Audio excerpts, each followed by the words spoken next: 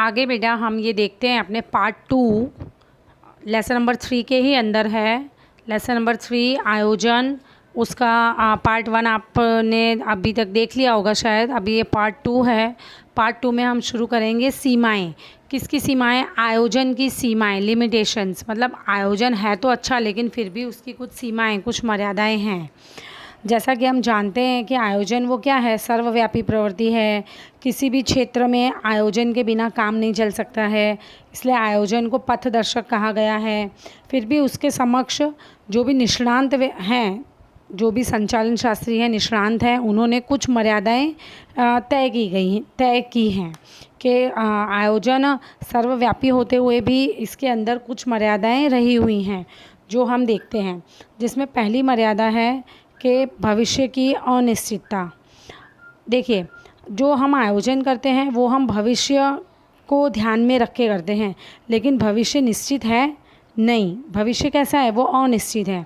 तो आयोजन के आधार में क्या है? धारणाएं और पूर्वानुमान होते हैं, और जो भविष्य से संबंधित है, परंतु भविष्य तो निश्चित है ही नहीं, वो तो अनिश्चित है, जिस कारण से पूर्वानुमान पूर्ण रूप से सत्य नहीं होते, क्योंकि भविष्य में क्या होगा एग्जैक्टली वो तो हम नहीं कह सकते ना।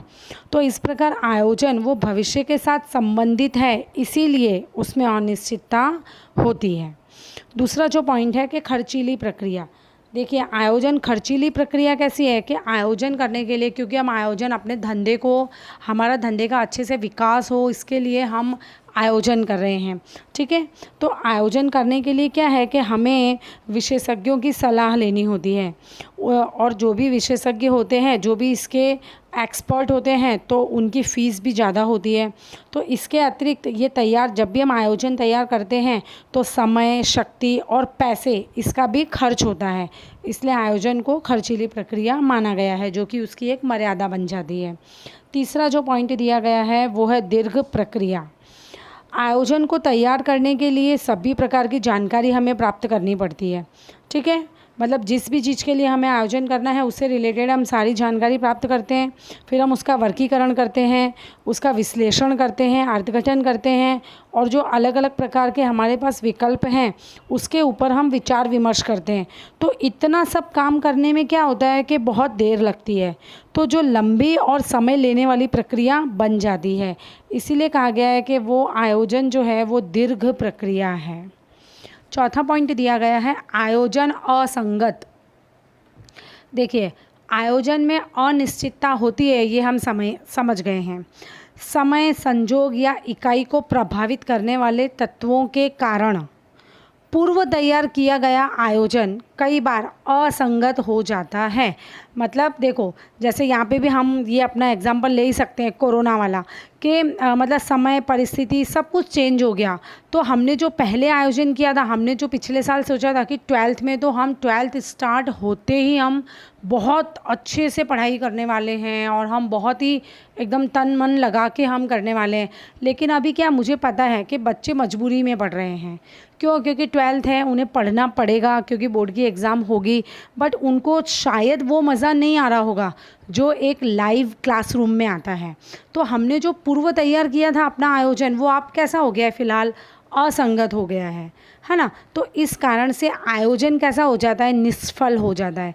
तो कई बार ऐसा होता है कि आयोजन वह हम भविष्य को ध्यान में रख के जो भी हम पूर्व आयोजन बनाते हैं, वो कई बार वर्तमान परिस्थितियाँ, कहने का मतलब कि उस समय, आने वाले समय की जो परिस्थितियाँ होती हैं उनके साथ वो मैच नहीं करता है। पांचवा पॉइंट है स्थिरता को प्रेरणा। आयोजन ये एक कार्यक्रम है, उसका भविष्य से संबंध होता है। आयोजन के अमल के दौरान उत्पन्न विपरीत परिस्थिति में कोई भी अधिकारी या कर्मचारी परिवर्तन नहीं कर सकते हैं, ठीक है। इसमें परिवर्तन करने का जोखिम नहीं उठाते हैं और आयोजन से बद्ध रहते हैं। इसलिए ऐसा कहा जाता है कि आयोजन जड़ता को प्रेरित करता है।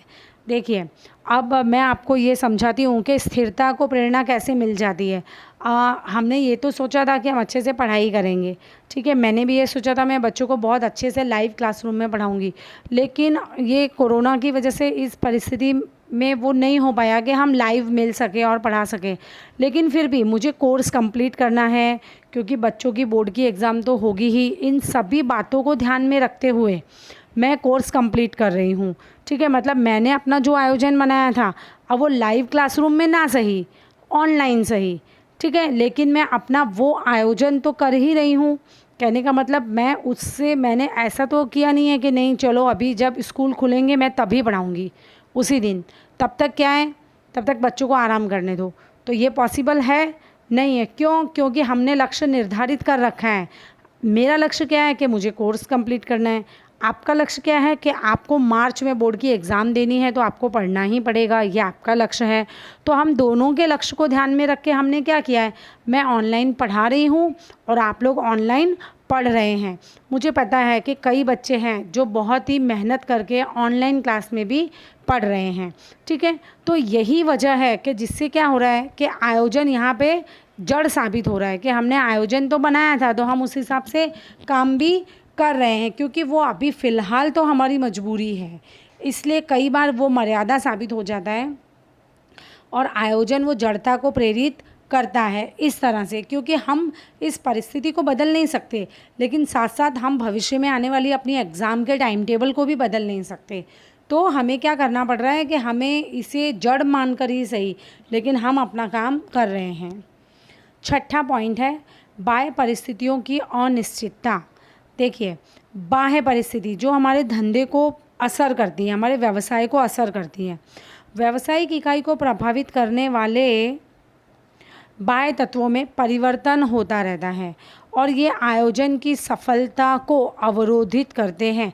क्योंकि धंधे की आंतरिक परिस्थिति, जो आंतरिक परिस्थिति है वो हमारे हाथ में है, हम उसको चेंज कर सकते हैं, लेकिन जो बाह्य परिस्थिति है हम उसको चेंज कर सकते नहीं हैं। क्योंकि अभी हम देख रहे हैं कि फ़िलहाल जो भी कंडीशन हमारे सामने है, तो हर एक धंधादारी, सभी के उद्योग धंधे बंद हैं या थोड़े थोड़े से चालू हैं।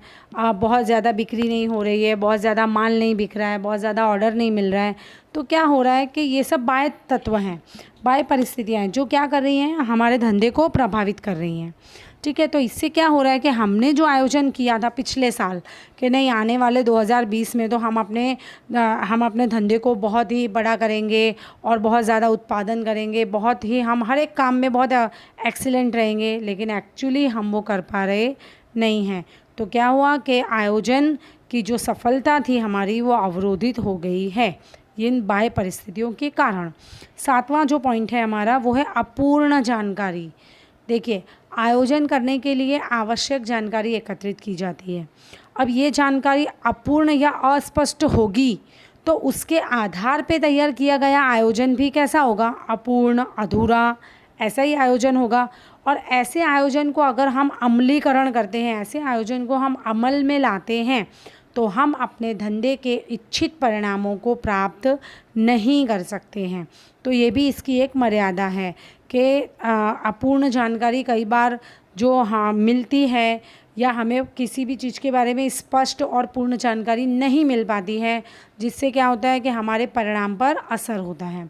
आठवां जो हमारा पॉइंट है वो है कर्मचारी की सृजनात्मकता में अवरोध। आयोजन का अमल वो कर्मचारियों को करना होता है। हमने आयोजन बनाया लेकिन उसका अमल कौन करेगा, जो भी हमारे धंधे में काम कर रहे हैं वो कर्मचारी करेंगे। इन कर्मचारियों में विविध सृजनात्मक शक्तियाँ होने के बावजूद भी वो आयोजन के अमल के दौरान इच्छित परिवर्तन नहीं कर सकते, जिससे कर्मचारी की जो सृजनात्मकता होती है वो अवरोधित हो जाती है। क्योंकि जब हम आयोजन बनाते हैं तो हमें आयोजन के थ्रू ही काम करना पड़ता है, उसमें हम ऑन द स्पॉट परिवर्तन नहीं कर सकते। ठीक है, तो क्या होता है कि जो कर्मचारी की खुद की सृजनात्मकता होती है ना, वो कहीं ना कहीं दब जाती है। नौवां जो पॉइंट है वो है पद्धतियों का दोषपूर्ण उपयोग। आयोजन में अनुमान और पूर्व धारणाओं के लिए गाणितिक और आंकड़ा की जानकारी का उपयोग किया जाता है। ठीक है, तो इन पद्धतियों का उपयोग या सूचनाएं दोषपूर्ण हो, मतलब उसमें ही त्रुटि हो, कहीं कोई गलती हो, कहीं कोई कमी हो, तो निर्णय कैसे लिए जाते हैं, निर्णय गलत भी लिए जा सकते हैं, जिससे आयोजन असफल हो जाता है।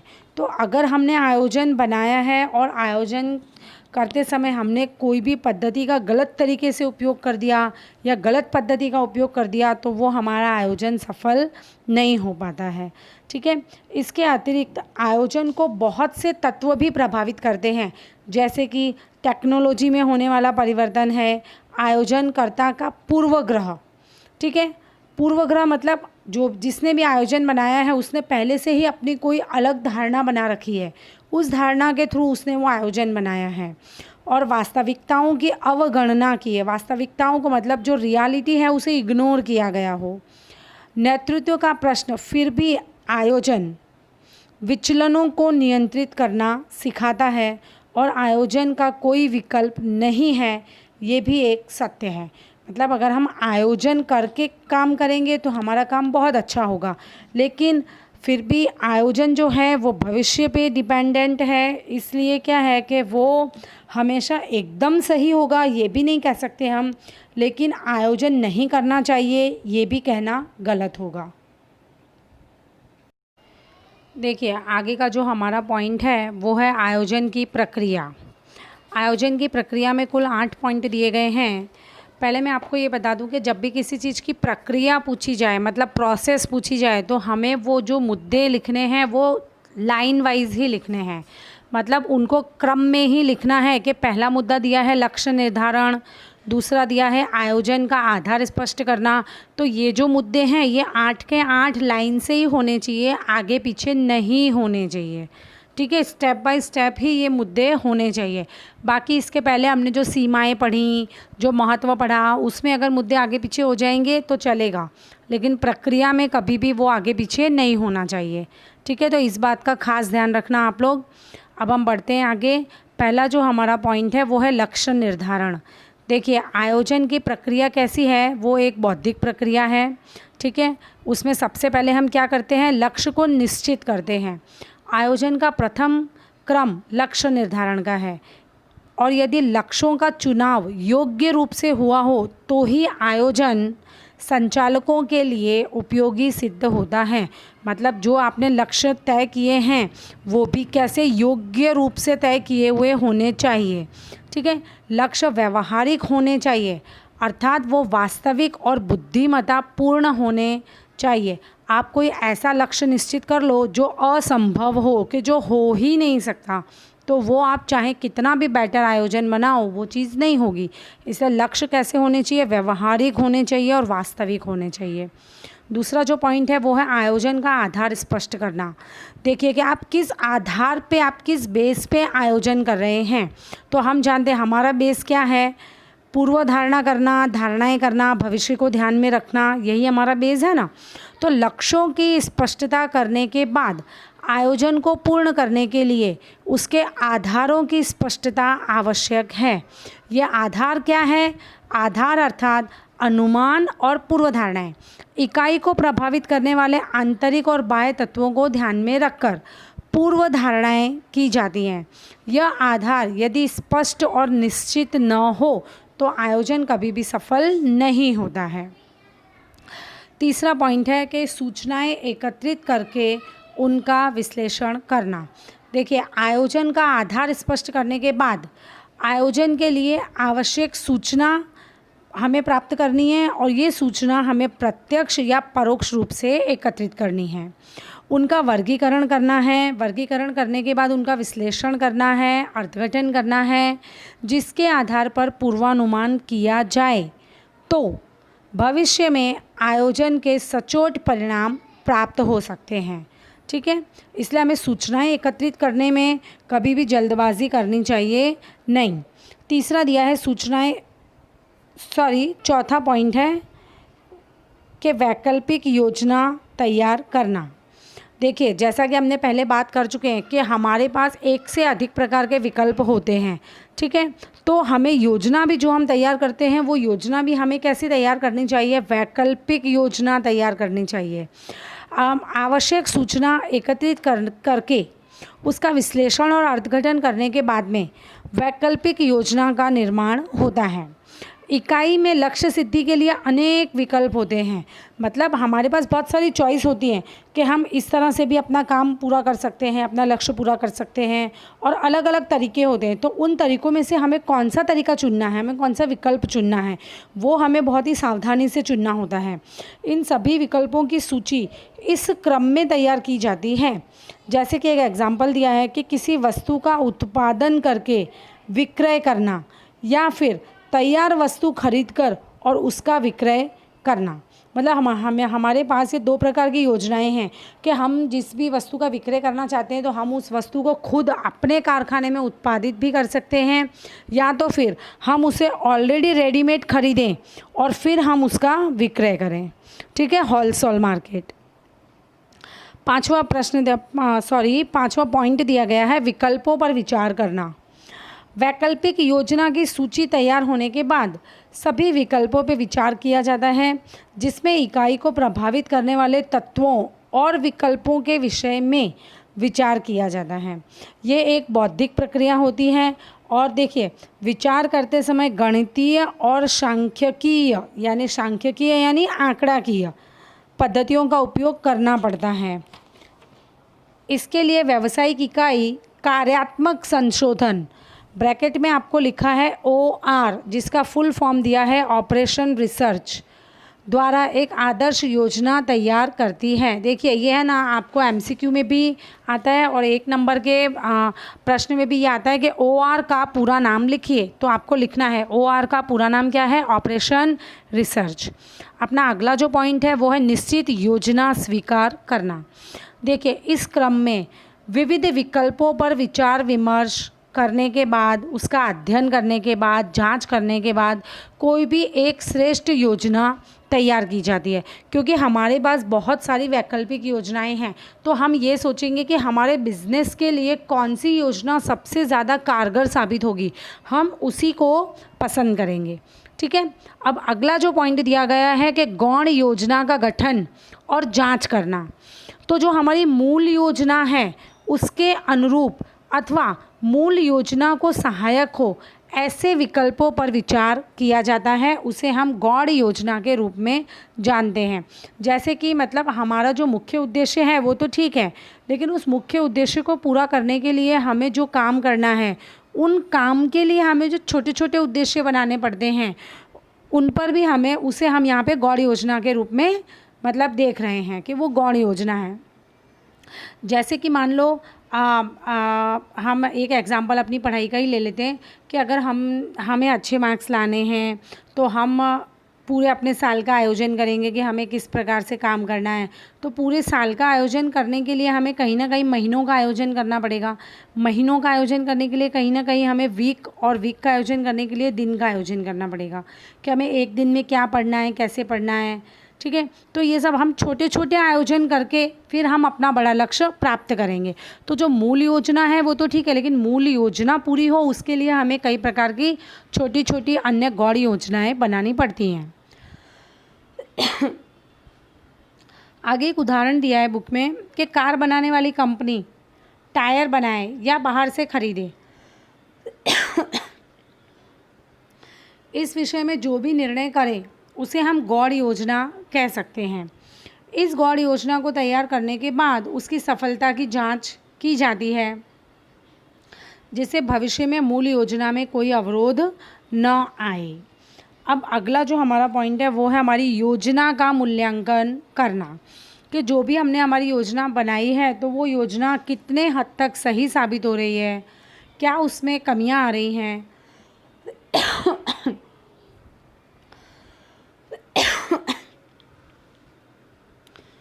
लास्ट पॉइंट है, देखिए गौण योजना के गठन और जांच के बाद समग्र योजना का मूल्यांकन किया जाता है। इकाई में जब जब भी आवश्यकता हो तब वहाँ योजना के मूल्यांकन के लिए विशेषज्ञ और सलाहकारों की सहायता ली जाती है, जिससे सत्य मत की प्राप्ति होती है। मतलब अगर किसी भी योजना का मूल्यांकन कोई भी विशेषज्ञ व्यक्ति करेगा तो वो योजना कितनी कारगर साबित हो रही है उसके बारे में हमें सत्य पता चलेगा। और अगर वो योजना में कहीं कोई प्रॉब्लम आ रही है तो हम योग्य निर्णय भी ले सकते हैं, उसको थोड़ा सा बदल सकते हैं, उसमें परिवर्तन कर सकते हैं। आयोजन सतत गतिमान प्रक्रिया है। जब हम क्रमवार आगे बढ़ते हैं तब देखो और आगे बढ़ो, लुक एंड लीप का सिद्धांत अपनाना पड़ता है। प्रत्येक क्रम में मूल्यांकन आवश्यक है। देखिए जितने भी क्रम दिए गए हैं हर एक क्रम में क्या करना है, मूल्यांकन बहुत आवश्यक है, क्योंकि हमने जो काम किया वो तो ठीक है, लेकिन वो काम का मूल्यांकन क्यों ज़रूरी है, इसलिए कि क्या वो काम सही ढंग से किया, सही तरीके से किया, और वो क्या हमारे धंधे के लिए फ़ायदा कारक है। इन सभी बातों की हमें निश्चितता करनी होती है, इसलिए हमें अपनी योजना का मूल्यांकन करना होता है। तो ये जो थे पॉइंट्स आयोजन की प्रक्रिया, ये सभी पॉइंट हम लगातार संलग्न ही याद करेंगे, स्टेप बाय स्टेप, आगे पीछे नहीं करेंगे। Thank you.